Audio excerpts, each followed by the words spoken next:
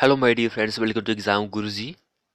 आज जो हमारा वीडियो है वो आरसीसी का मॉक टेस्ट नंबर हम थर्ड डिस्कस करने वाले हैं। तो दो मॉक टेस्ट जो तो हमने अपनी वेबसाइट पर आपके लिए लॉन्च कर दिए हैं, वो आप देख सकते हैं। ये थर्ड मॉक टेस्ट है क्योंकि हमारी जो वीडियो चली हुई है हमारे यूट्यूब चैनल पर निचोड़ के नाम से, उसकी हमने दो वीडियो आपके लिए करवा चुकी है। वो थर्ड वीडियो जो है उसका ये मॉक टेस्ट है। तो आप इस मॉक टेस्ट को हमारी वेबसाइट पर जाकर भी लगा सकते हैं, क्योंकि दो मॉक टेस्ट थे वो हमने अपने यूट्यूब चैनल पर आपके लिए प्रोवाइड नहीं किया है, सिर्फ वेबसाइट पर ही प्रोवाइड किया। तो ये मैं अपनी वेबसाइट पर भी प्रोवाइड कर रहा हूँ और अपने यूट्यूब चैनल पर भी प्रोवाइड कर रहा हूँ, क्योंकि यहाँ पर क्वेश्चन बहुत ही खास खास क्वेश्चन है। तो वीडियो को अपने दोस्तों के साथ शेयर कीजिए ताकि उनको भी वीडियो का फायदा मिल सके। तो फर्स्ट नंबर क्वेश्चन देखिए, for post tensioned member minimum cover to be used is. आपको पता है जो प्री स्ट्रेस्ड कंक्रीट जो होते हैं वो आते हैं हमारे इंडियन स्टैंडर्ड कोड 1343 में आते हैं। यहाँ पर आपको ये बताया जाता है कि इसके लिए मिनिमम ग्रेड कितना लिया जाता है, पोस्ट के लिए कितना लिया जाता है, एंड प्री टेंशनल मेंबर के लिए कितना ग्रेड दिया जाता है मिनिमम। अब यहाँ हमसे पूछा गया है कि मिनिमम कवर जो होती है इनके लिए कितनी हम लेते हैं। यहाँ पे पोस्ट के लिए पूछा गया, मैं आपको प्री के लिए भी बता दूंगा। सबसे पहले हम यहाँ पे बात कर लेते हैं कि इनके लिए ग्रेड जो होता है, मिनिमम ग्रेड जो होता है वो कितना यूज करते हैं। तो मैंने अपनी निचोड़ वाली में आपको बता दिया था कि इनके लिए मिनिमम ग्रेड जो होता है वो इतना लेते हैं। तो पोस्ट टेंशनल मेंबर के लिए जो मिनिमम ग्रेड हम लेते हैं वो M30 का ग्रेड लेते हैं, एंड जो प्री की अगर हम बात करते हैं तो प्री के लिए M40 का ग्रेड लेते हैं।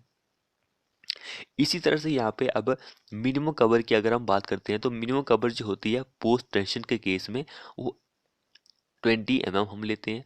ए इस क्वेश्चन में आंसर हो जाएगा। अगर हम प्री की बात करें, प्री टेंशनल मेंबर की अगर हम बात करें तो मिनिमम कंक्रीट कवर जो होती है वो 30 mm होती है प्री के केसेस में। तो दोनों का ही केस मैंने आपको बता दिया। तो प्री स्ट्रेस्ड कंक्रीट जो होता है उसके बारे में जानकारी आपको 1343 IS कोड में मिल जाएगी, आप देख सकते हैं। नेक्स्ट क्वेश्चन देखिए। नेक्स्ट क्वेश्चन भी वेरी वेरी इंपॉर्टेंट है।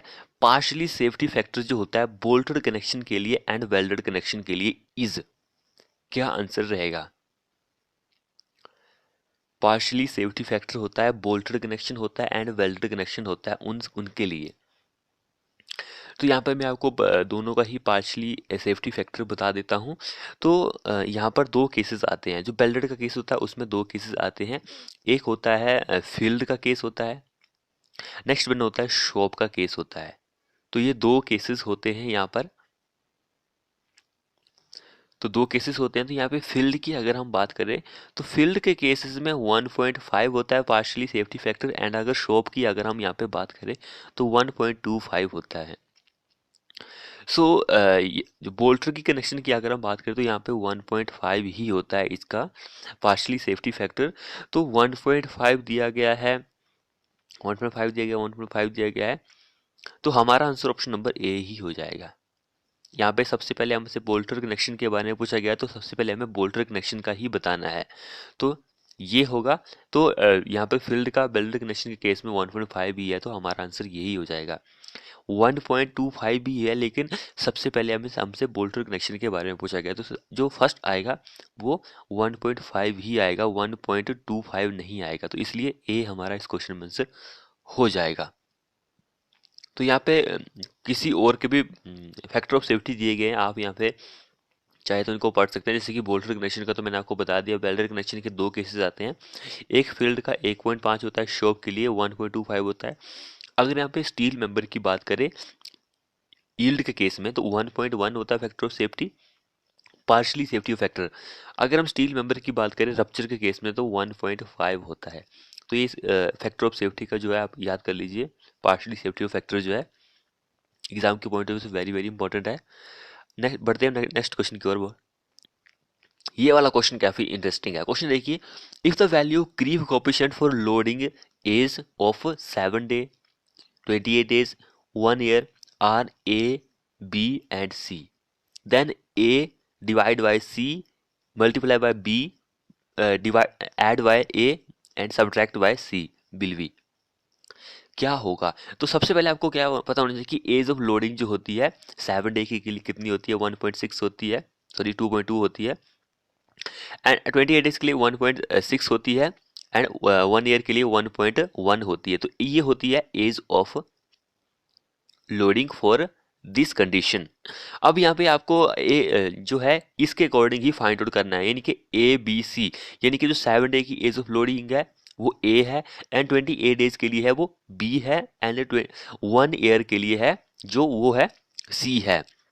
तो इसके अकॉर्डिंग ही अब यहाँ पे पूछा गया कि देन ए को अगर हम भाग देते हैं सी से, तो जो आएगा उसको अगर हम मल्टीप्लाई करते हैं बी से, एंड जो आएगा उसको हम ऐड करते हैं ए में, एंड जो भी आएगा उसको हम डिवाइड करते हैं, सॉरी माइनस करते हैं सी से, तो बिल भी क्या रहेगा। तो ये क्वेश्चन जो है वो आपको बोर्ड मास से कैलकुलेट करना पड़ेगा। जो बोर्ड मास का जो फॉर्मूला होता है उसके अकॉर्डिंग ही फाइंड आउट करना पड़ेगा कि क्या आंसर आएगा। तो ये क्वेश्चन जो है आपके लिए होमवर्क के लिए है। तो यहाँ पर जो भी ऑप्शन मैंने प्रोवाइड किए हैं वो एग्जैक्ट वैल्यू नहीं है। एग्जैक्ट वैल्यू जो है वो आपको कमेंट बॉक्स में लिखनी है कि एग्जैक्ट इसका आंसर क्या होगा। अकॉर्डिंग टू आपको बोर्ड मास ये क्वेश्चन जो है सॉल्व करना है। होमवर्क के लिए है, कमेंट कीजिए आप कितने पानी में हैं। अब ये पता लग जाएगा कि आप हमारे चैनल पर आते हैं और वीडियो को करीब से देखते हैं, इनके बिल्कुल ही अपना ध्यान लगा के देखते हैं, वीडियो को स्किप करके नहीं देखते हैं। इस क्वेश्चन में आपको ये पता चलेगा। तो कमेंट कीजिए, क्योंकि यहाँ पर आंसर जो दिया गया है वो मैंने यहाँ पर प्रोवाइड नहीं किया है कि इसका आंसर क्या रहेगा। सिर्फ नियर बाय ऑप्शन दिया गया है कि नियर बाय ऑप्शन ये है। एग्जैक्ट वैल्यू जो आपको कमेंट बॉक्स में लिखनी है कि इस क्वेश्चन का आंसर, क्वेश्चन नंबर 3 का आंसर आपका ए रहेगा, बी रहेगा, सी रहेगा या फिर डी रहेगा। मैंने आपको बता दी कि बोर्ड मार्क्स से ये क्वेश्चन फाइंड आउट करना है। बोर्ड मार्क्स तो आपको पता होगा, B for bracket, O for of, D for division, M for multiply, A for add and S for subtract. तो आपको इस फॉर्मूले से इस क्वेश्चन को फाइंड आउट करना है। अगला क्वेश्चन देखिए, क्वेश्चन देखिए, the value of modulus of elasticity. आपको न्यूटन पर एमएम स्क्वायर में बतानी है। मॉडुलस ऑफ इलास्टिसिटी जो होती है वो किसके लिए, M20 ग्रेड ऑफ कंक्रीट के लिए। M20 ग्रेड ऑफ कंक्रीट दिया गया एज पर हमारे Indian standard 456 2000 and Indian standard 456 1978 respectively बिलवी। क्या आंसर रहेगा इस क्वेश्चन का। तो हमारा ये वाला प्रीवियस आइस कोड है, इसके अकॉर्डिंग जो हमारा मॉडुलस ऑफ इलास्टिसिटी होता था वो 5700 अंडर रूट एफ सी के, यानी कि एफ सी के हमारे पास गिवन है 20। इसका हम रूट निकालेंगे तो कितना आएगा, 4.4 समथिंग आएगा। तो ये रूट आता है M20 का। अगर हम इसके अकॉर्डिंग हम बात करें तो 5000 अंडर रूट 20, इसका रूट निकालेंगे तो 4.4 समथिंग ही आएगा, दोनों का ही अंडर रूट जो है। तो आपको 5000 इंटू 4.4 समथिंग जो है मल्टीप्लाई करना है, एंड 5000 इंटू 4, यहाँ 5700 यहाँ पे सॉरी 4 पॉइंट समथिंग जो है उसको मल्टीप्लाई करना है, तो कितना आंसर आएगा। तो ऐसे क्वेश्चन जब भी आपको आते हैं तो आपको क्या करना है कि सबसे पहले कौन सा दिया गया है, ये वाला दिया गया है इंडियन स्टैंडर्ड, फिर लास्ट में ये वाला दिया गया है। तो आपको क्या करना है कि सबसे पहले ये वाला जो नया आइस कोड है इसकी ही वैल्यू जो है आपको लिखनी है। इट मीन्स कि अगर 5000 जो मल्टीप्लाई करते हैं आप 4.4 समथिंग से, तो आपका जो आएगा वो सबसे पहले होना चाहिए, यानी कि ये वाली वैल्यू होनी चाहिए, ये वाली जो आगे वाली वैल्यू है वो होनी चाहिए, लास्ट में ये वाली होनी चाहिए इसको फाइंड आउट करने के बाद जो आएगी। तो इसका जो करेक्ट आंसर होगा वो ये होगा। मैंने आपको बता दिया कैसे आपको modulus of elasticity find out करना है। क्वेश्चन देखिए, जितने भी क्वेश्चन मैं आपके लिए इस वीडियो में लेके आया हूँ बहुत ही इंटरेस्टिंग क्वेश्चन है, बहुत ही अच्छे क्वेश्चन है, यहाँ पर आपको बहुत कुछ सीखने को मिलेगा। क्वेश्चन देखिए, 4M20 grade of concrete modular ratio would be. M20 grade of concrete देगा, मोडुलर रेशियो को हम M से डिनोट करते हैं। इसका फॉर्मूला जो होता है ये आपको सबसे पहले पता होना चाहिए। मोडुलर रेशियो जो होता है उसका फॉर्मूला होता है 280/3 सिग्मा CBC। सिग्मा CBC जो होता है ये परमिसिबल कंप्रेसिव स्ट्रेस होता है इस पर ही हमारा मॉडुलर रेशियो जो होता है वो डिपेंड करता है। अगर हमें सिग्मा सीवीसी यानी कि परमिसिबल कंप्रेसिव स्ट्रेस नहीं पता है तो हम मॉडुलर रेशियो को फाइंड आउट नहीं कर सकते हैं। तो जो सिग्मा सीबीसी होता है वो डिफरेंट होता है डिफरेंट डिफरेंट ग्रेड के लिए, यानी कि M20 के लिए अलग होगा, M25 के लिए अलग होता है एंड M30 के लिए अलग होगा। तो ये आपको पता होना चाहिए कि कितना सिग्मा सीबीसी होता है। तो यानी कि जो सिग्मा सीबीसी होता है मॉडुलर रेशियो जो होता है वो डिपेंड करता है हमारा किस पर, सिग्मा सीबीसी पर। तो ये पॉइंट आप याद रखिए। तो जो M20 होता है उसके लिए सिग्मा सीबीसी होता है 7। अब इसके अकॉर्डिंग ही हम मॉडुलर रेशियो को फाइंड आउट करेंगे। M modular ratio equal to 80/3 into 7। इसके अकॉर्डिंग हम इसको फाइंड आउट करेंगे। तो सबसे पहले हमें क्या करना है कि इसको मल्टीप्लाई कर देना है, वैल्यू को कितनी आएगी 21 आएगी ओवर 280। इसको फाइंड आउट कीजिए कितना आएगा, तो आएगा हमारे पास 13.33। ये हमारे पास मॉडुलर रेशियो जो है वो आ गया। इट मीन्स की ऑप्शन नंबर बी। कई जगह आपको ये भी क्वेश्चन आंसर देखने को मिलेगा, तो ये नियर बाय ऑप्शन है, ये एग्जैक्ट वैल्यू नहीं है। एग्जैक्ट वैल्यू हमारी ये होती है। वैसे अगर ये भी नहीं होता, ये भी नहीं होता, तो हमारी नियर बाय वैल्यू ये होनी थी, ये आंसर हो जाना था। लेकिन एग्जैक्ट वैल्यू आपको पता होनी चाहिए कि एग्जैक्ट वैल्यू क्या आती है। सो ऑप्शन नंबर बी हमारा इस क्वेश्चन में आंसर हो जाएगा। नेक्स्ट क्वेश्चन देखिए। इन a limit state design the limiting depth of neutral axis for Fe 600 for beam having effective depth D। यहाँ पे limiting depth of neutral axis पूछा गया है Fe 600, यानी कि XU मैक्स पूछा गया है कि कितना होता है। XU मैक्स जो होता है Fe 600 ग्रेड के लिए कितना होता है। सो यहाँ पर मैं आपको सभी ग्रेड के बारे में बता देता हूँ कि XU मैक्स जो होता है वो कौन से ग्रेड के लिए कितना होता है। तो ये पॉइंट आप याद रखिए। तो सबसे पहले अगर हम यहाँ पे बात करते हैं तो जो ए ऑप्शन में दिया गया है 0.43 डी,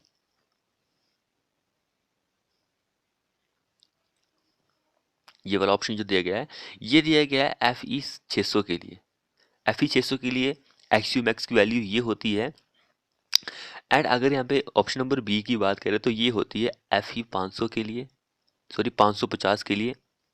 एंड 0.46 डी जो होता है ये वैल्यू होती है Fe 500 के लिए, ये होती है 0.44 डी जो होता है वो 500 के लिए होता है। एंड 0.44 डी जो होता है वो होता है Fe 550 के लिए, ये आप याद रखिए। एंड जो 0.48 डी होता है ये होता है Fe 415 ग्रेड के लिए। एंड एक और होता है हमारे पास 0.53 डी, ये होता है 250 के लिए। तो यहाँ पर मैंने आपको सभी के बारे में बता दिया 1 2 3 4 5 क्वेश्चन में मैंने आपको एक ही पॉइंट में बता दिया। तो ये सारा ही एक्सयू मैक्स की वैल्यू जो आपको पता होनी चाहिए, यानी कि limiting depth of neutral axis.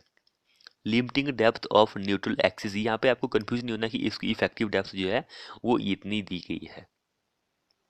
Okay friend, वैसे जो हमारा लिमिटिंग डेप्थ होती है यानी कि एक्स यू मैक्स जो होता है वो डिपेंड करता ही के एंड डी पे है। तो डी हमारे पास ये है जो डेप्थ होती है इफेक्टिव डेप्थ। एंड के जो होता है ये वैल्यू होती है 0.43 के, यानी कि 0.3। इन दोनों पर डिपेंड करता है। तो के हमारे पास गिवन होता है कौन से ग्रेड के लिए कितना होगा। एंड डी जो होगी अकॉर्डिंग टू क्वेश्चन, अगर हमारे पास जो डी है वो गिवन है, इफेक्टिव डेप्थ मान के चलो कि 200 है Fe 600 के लिए ही, तो हमें क्या करना था उस टाइम 0.43 इंटू 200 mm, इसको मल्टीप्लाई कर देना। तो हमारे पास जो भी आंसर आता वो हमारे पास limiting depth of neutral axis आ जानी थी। तो फ्रेंड्स वीडियो को शेयर कीजिए अपने दोस्तों के साथ ताकि उनको भी वीडियो का फायदा मिल सके। तो अगला क्वेश्चन देखिए, क्वेश्चन कितना इंपॉर्टेंट है देखिए। As per Indian standard 456/2000 nominal concrete cover जो होती है वो हमें mm में बतानी है, मिलीमीटर में बतानी है। किस कंडीशन में? माइल्ड ड्यूरेबिलिटी ऑफ कंक्रीट के केसेस में बतानी है। माइल्ड ड्यूरेबिलिटी ऑफ के केसेस में हमें बतानी है। तो यहाँ पे 4 आंसर दिए गए हैं। अगर चैनल को सब्सक्राइब नहीं किया तो चैनल को अभी फटाफट से सब्सक्राइब कीजिए। तो माइल्ड ड्यूरेबिलिटी के केसेस में कितना होता है मैं आपको सभी केस में बताऊंगा, मॉडरेट के केस में बताऊंगा, सीवियर के केसेस में बताऊंगा, वेरी सीवियर के केसेस में बताऊंगा एंड एक्सट्रीम के केसेस में भी आपको बता दूंगा। तो यहाँ पे माइल्ड का केसेस पूछा गया तो M20 इस क्वेश्चन का आंसर हो जाएगा। अगर मॉडरेट का केस होता तो हमारे पास एम 30 mm हो जाता। सीवियर का केस 40 होता, 45 हो जाता है। एंड वेरी सीवियर जो होता है उस केस में 50 होता है। एंड एक्सट्रीम का केस जो होता है उसमें 70 mm होती है कंक्रीट की जो कवर होती है। तो सभी कवर के बारे में आपको बता दिया कि माइल्ड के केसेस में कितनी होती है, मॉडरेट के केस में कितनी होती है, सीवियर के केस में कितनी होती है, वेरी सीवियर के केस में कितनी होती है एंड एक्सट्रीम के केस में नॉमिनल कंक्रीट कवर कितनी होती है। सारे पॉइंट याद रखिए। तो ये हमारा नॉमिनल कंक्रीट कवर का केस है। माइल्ड के लिए, मॉडरेट के लिए, सीवियर के लिए, वेरी सीवियर के लिए, एक्सट्रीम के लिए कितनी नॉमिनल कंक्रीट कवर जो है वो रखी जाती है। नेक्स्ट क्वेश्चन देखिए, इन simply supported beam, simply supported beam की बात हो रही है यहाँ पे। रेनफोर्समेंट जो होती है वो प्रोवाइडेड एट टॉप पर हम प्रोवाइड करते हैं, मिडिल पर प्रोवाइड करते हैं, बॉटम में, या फिर anywhere as per site condition. तो अगर हम यहाँ पे सिंपली सपोर्टेड बीम की बात करें तो उस केस में हम जो रेनफोर्समेंट प्रोवाइड करते हैं वो बॉटम जोन में प्रोवाइड करते हैं। एंड अगर हम कैंटिलीवर बीम की बात करें, कैंटिलीवर बीम की बात करें तो उस केस में हम टॉप में ही प्रोवाइड करते हैं। तो दोनों पॉइंट आपको पता होने चाहिए। आई थिंक सभी को पता है कि क्यों हम प्रोवाइड करते हैं। अगला क्वेश्चन देखिए, अगला क्वेश्चन देखिए, for a plane bar in tension allowed limit for design bond stress is 1.5 MPa if the bar is replaced by deform bar then corresponding bond stress will be। Case देखिए यहाँ पर working stress का case है हमारे पास यहाँ पे, क्योंकि working stress के केस में ही वैल्यू जो है प्लेन की ज़्यादा होती है, लिमिट स्टेट के मेथड में कम वैल्यू होती है। सो देखिए यहाँ पर क्या बोल रहा है कि प्लेन बार हम यूज कर रहे हैं तो उसके लिए डिजाइन बॉन्ड स्ट्रेस जो है वो 1.5 MPa है। अगर प्लेन बार की जगह हम बार को रिप्लेस कर रहे हैं डिफॉर्म बार से, HYST बार से हम उसको रिप्लेस कर रहे हैं, यानी कि HYST बार को हम यूज कर रहे हैं अब प्लेन बार की जगह, तब तब बोल रहा है कि बॉन्ड स्ट्रेस कितना होगा। इंपॉर्टेंट बात है। वैसे मैं आपको एक यहाँ पे बात बता दूं कि 1.5 जो वैल्यू है प्लेन वार के केस में 1.5 होती ही नहीं है, क्योंकि 1.2 तक ही वैल्यू होती है। M40 के लिए डिज़ाइन बॉन्ड स्ट्रेस की, M40 जो होता है उसके लिए जो डिज़ाइन बॉन्ड स्ट्रेस की वैल्यू होती है वो 1.2 होती है प्लेन बार के केसेस में। तो यहाँ पे एक क्वेश्चन के लिए बोला गया है, क्वेश्चन बनाया है मैंने, 1.5 होती है। तो अगर हम उसको रिप्लेस कर देते हैं डिफॉर्म बार से तो हमारा आंसर क्या रहेगा? 1.7, 1.9, 2.4, 3.0। तो यहाँ पे मैं आपको एक बात बता दूं कि जो डिज़ाइन बॉन्ड स्ट्रेस होता है HYST बार के लिए वो 60% इंक्रीज हो जाता है। किससे? प्लेन बार के केसेस से। यानी कि अगर हमारा जो डिज़ाइन बॉन्ड स्ट्रेस है एक है, एक एग्जांपल बता रहा हूँ मैं, चलो यहाँ से एग्जांपल ले लेते हैं। 1.5 है हमारे पास डिज़ाइन बॉन्ड स्ट्रेस जो है प्लेन बार के लिए, तो उसको हमें 60% जो है इंक्रीज करना है, यानी कि 60% इंक्रीज करना है। तो जो भी हमारे पास आंसर आएगा वही हमारे पास डिफॉर्म बार का डिज़ाइन बॉन्ड स्ट्रेस होगा। तो आप निकालिए 1.5 का अगर आप 60% निकालेंगे तो क्या आंसर आएगा हमारे पास? 2.4। ऑप्शन नंबर सी हमारा करेक्ट आंसर हो जाएगा। वैसे वैल्यू आगे पीछे भी आ सकती है, तो आप इसको फाइंड आउट कर लीजिए कि कितनी वैल्यू है। यानी कि 60% इंक्रीज होता है डिज़ाइन बॉन्ड स्ट्रेस जो है HYST बार के केसेस में। तो जैसे कि देखिए यहाँ पे 1.5, इसका हम 60% निकालेंगे, सॉरी 60% निकालेंगे तो इसका 60% जो होता है वो 0.9 होता है। 0.9 आ गया, तो 0.9 जो है उसमें हमें ये भी प्लस करना है। 60% यानी कि ज़्यादा होगा तो ये प्लस करेंगे तो 2.4 आ गया हमारे पास आंसर। अगला लास्ट क्वेश्चन देखिए फ्रेंड्स, वीडियो को शेयर कीजिए अपने दोस्तों के साथ ताकि उनको भी वीडियो का फायदा मिल सके। क्वेश्चन क्या बोल रहा है यहाँ पर देखिए, for maximum area of tension reinforcement in beam should not exceed. Maximum area जो होता है टेंशन रेनफोर्समेंट का बीम के केसेस में वो कितना होता है, 2%, 4%, 6%, कितना होता है। अगर हम यहाँ पे मिनिमम एरिया की बात करें कि मिनिमम एरिया जो होता है वो कितना हम प्रोवाइड करते हैं बीम के केसेस में, 0.87 BD ओवर FY, ये होता है मिनिमम एरिया। अगर हम मैक्सिमम एरिया की बात करें तो वो 4% होता है उसका क्रॉस सेक्शनल एरिया का, यानी कि बी इस क्वेश्चन का आंसर हो जाएगा। अगर हम यहाँ पे कॉलम की बात करें तो कॉलम का जो होता है 0.8 से लेकर 6% हम रेनफोर्समेंट प्रोवाइड करते हैं। और कॉलम में जो मिनिमम डायमीटर हम यूज करते हैं वो 12 mm होता है, यानी कि 12 mm से कम डायमीटर की बार जो है वो यूज नहीं कर सकते हम कॉलम में। तो ये केसेस होते हैं। तो फ्रेंड्स कमेंट कीजिए कि आपको हमारी ये वीडियो कैसी लगी, और जो मैंने आपको होमवर्क के तौर पर एक क्वेश्चन दिया है उसको सॉल्व कीजिए। कमेंट बॉक्स में कमेंट लिखिए कि क्या है उस क्वेश्चन का आंसर। क्वेश्चन नंबर 3 है वो, कमेंट कीजिए फटाफट से कि उस क्वेश्चन का आंसर क्या है। और वीडियो को शेयर कीजिए, जितना हो सके वीडियो को शेयर कीजिए अपने दोस्तों के साथ ताकि उनको भी वीडियो का फ़ायदा मिल सके। तो ऐसी वीडियो अगर आपको चाहिए तो आपको वीडियो को शेयर करना पड़ेगा अपने दोस्तों के साथ, तभी ही ऐसी वीडियो आपको लिए आती रहेंगी। क्योंकि यहाँ पर क्वेश्चन देखिए मैंने कितना अजीब तरीके से क्वेश्चन जो है वो बनाए हुए हैं। सिंपल तरीके हैं, कई बार क्वेश्चन सिंपल है, कई बार अजीब तरीका है। तो ऐसी वीडियो के लिए आपका दिमाग भी थोड़ा काम करेगा कि इतने अच्छे अच्छे क्वेश्चन आ रहे हैं। तो वीडियो को शेयर कीजिए अपने दोस्तों के साथ। तो थैंक यू फ्रेंड वीडियो देखने के लिए।